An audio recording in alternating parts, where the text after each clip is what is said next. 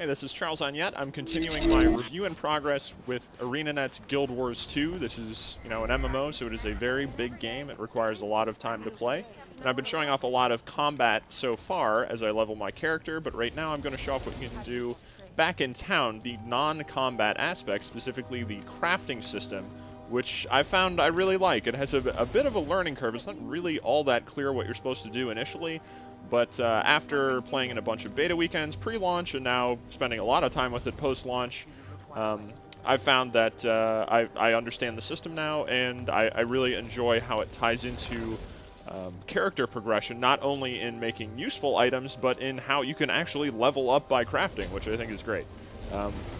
So you can have 2 crafting disciplines active at a time, and you can actually switch between them very easily, which I'm going to do right now to show off what it's like. So, I am an armorsmith and a cook right now. I'm talking to this guy to be a huntsman. Huntsman is not something I'm necessarily interested in, just showing this off to show you how it works. So if I switch over to be a huntsman, he gives me the option to drop one of my actives, so I'm going to drop armorsmith. And there you go, I'm a huntsman now. And the advantage of this is that I've been going around collecting pieces of wood that I haven't really done anything with in the world. I've collected from trees sitting around in the game world, I've hacked at them with axes, collected bits of wood. I gain experience for that, gain experience for my character, but they've just been sitting in my inventory, so I'd like to do something with them. So I actually did this a little earlier, and was able to make, turn a whole bunch of pieces of wood I got into planks. I had all these green wood logs, and I'd crafted them into planks, and then started making dowels, so I can actually bring some of that from my inventory into my menu. So I'm going to find the wood in here, which, oh my god, where is it? I pretty much just yeah, there it is. So, bring these planks in. Here are more planks, wooden dowels, etc. You get a whole bunch of items. This is your overall collection of crafting materials that just sits here. You can drop crafting materials that are in your active inventory into this menu at any time, and this basically works as a collectibles bank. So that's very convenient. You don't have to worry about these crowding up your inventory when you're out in the field fighting things. The other nice thing I like about this system is the labeling.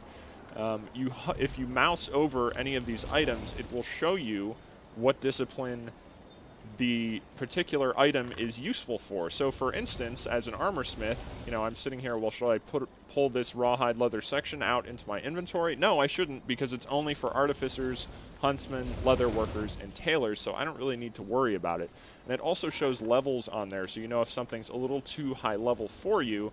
Like, for instance, this is Huntsman 75, it's highlighted in red, makes it very easy for me to know that I shouldn't necessarily be worrying about that just yet. It's a higher level item. So I really like the system of labeling and just making everything a little clearer. This system definitely could have been way more confusing, and I think ArenaNet's done a good job of making it comprehensible. Once you really start to get the hang of things, you can appreciate that type of attention to detail. Anyway, back to making things. So I brought some wooden planks into my inventory, so I can make some wooden dowels, which are used, I guess, in some other recipes here, because this is a little bit new to me. I'm not entirely sure what...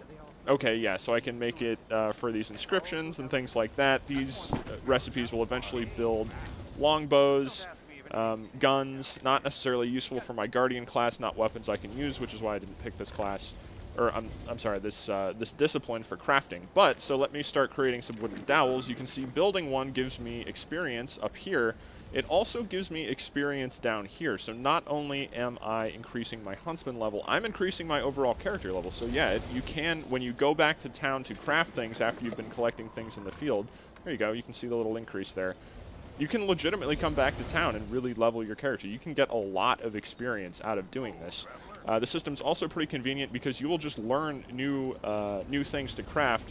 As you level up your discipline, they will just appear in this list. So it's not like you need to go to a trainer and buy and spend a ton of money on new recipes and things like that. So it is much more convenient in that sense, and I really like how it ties into the overall progression system.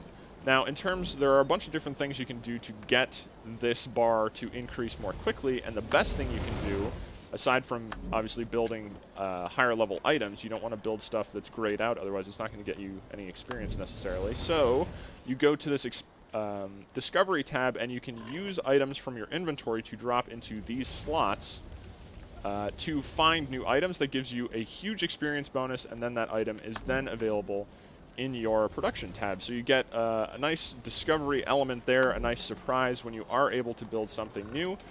You know, it's a satisfying feeling, and also you're rewarded quite well for it.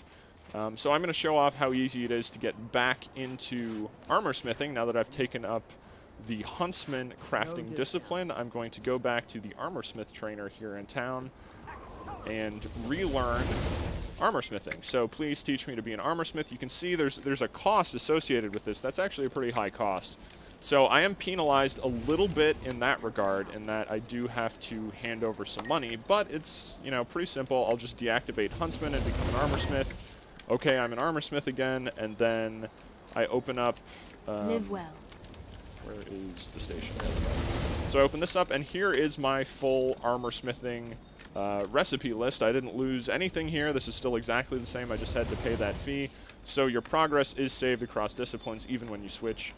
Really cool feature. So now I'll show off the discovery feature with what's been my favorite crafting discipline so far, which has been the chef, just because there are so many different really surprisingly appetizing things you can make here, including...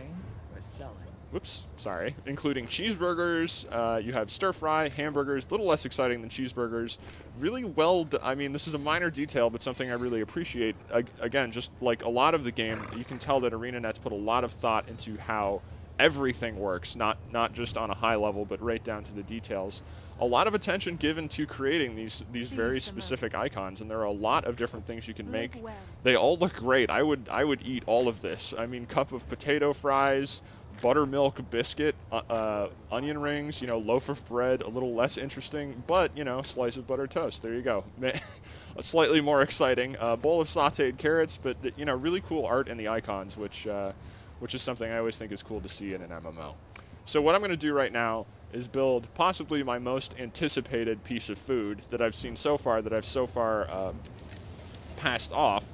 So I now have a ball of dough, and I think, if I combine this correctly, that I can make pizza. So I have jars of tomato sauce, I have cheese wedges, I have a ball of dough, and this is how this works. So it'll show this checkbox, it'll say 2 possible unknown recipes, add more compatible ingredients.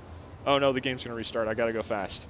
Must go quickly, oh my god, here we go. So it looks like I have something, I craft the item to save the recipe, craft it, and cheese pizza, that happened. I am saving that screenshot. So I have just made pizza, and I can go back into my tab, and you can see that pizza will be here somewhere. There it is. It's listed under meals. So now I can make slices of cheese pizza, and these give me bonuses during battle. When I eat anything, any of these things, I get a bonus experience from kills, and also different effects depending on what I do. I think I can also make mushroom pizza. I don't know if it's going to let me do that. Maybe... Yeah, I think I have to be higher level to make mushroom pizza. And the way you get these components is you find resource nodes around the world, and you can also break down items using these salvage kits that will destroy items that maybe you don't want to use, that you can't sell, because guess what? The trading post, still down, not working, down for maintenance, so you can't really sell and buy stuff on there. That would be much more convenient. But yeah, you break down items using salvage kits. There are various types of salvage kits, so on crappy items you just use a basic salvage kit. On nicer items that maybe have things like runes and runes attached to them, you can recover those runes when you break the item down by using, where is it, better salvage kits. So you get a chance to recover those runes and get better items through there, and I've actually accumulated quite a few of those in my bank. So, overall, really cool system. I really like how it ties back into progression. It makes it feel like you're never really wasting time, and it's very worthwhile. A lot of the things I've made through armor smithing I'm actually wearing on my character.